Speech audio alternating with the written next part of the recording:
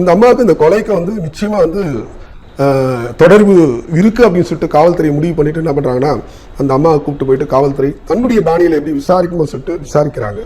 அந்த அம்மா கொடுக்கக்கூடிய அந்த தகவல், ஸோ கொலையாளி யார் என்ற முடிவுக்கு வந்து இப்போ காவல்துறை அந்த அதிகாரிகள் வந்து அதனுடைய விசாரிக்கக்கூடிய எல்லாமே வந்து ஓரளவுக்கு வந்துட்டாங்க.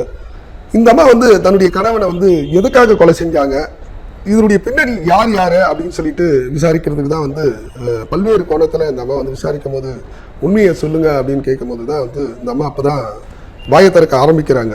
என்ன வாயை திறக்க ஆரம்பிக்கிறாங்க அப்படின்னு சொல்லிட்டு நாம் அதுக்கு முன்னாடி என்ன பண்ணோம்னா, சொல்லுங்க அப்படின்னு சொன்ன பிறகு தான் அவங்க சொல்றாங்க, என்னுடைய கணவனை வந்து நானும் என்னுடைய கணவனுடைய உறவுக்கார பையனும் சேர்ந்து தான் வந்து கொலைக்கான திட்டங்களை நான் வகுத்து கொடுத்தேன். அவன் வந்து கொலை செய்யறதுக்கு கொலை செஞ்சா அப்படின்னு சொல்லிட்டு சொல்லும் போது தான் அந்த கொலை எப்படி செஞ்சா, யாரால செஞ்சா, எத்தனை மணிக்கு செய்தான், எப்படி செஞ்சா அப்படின்னு சொல்லிட்டு காவல்துறை வந்து துருவி வந்து விசாரிக்கிறாங்க.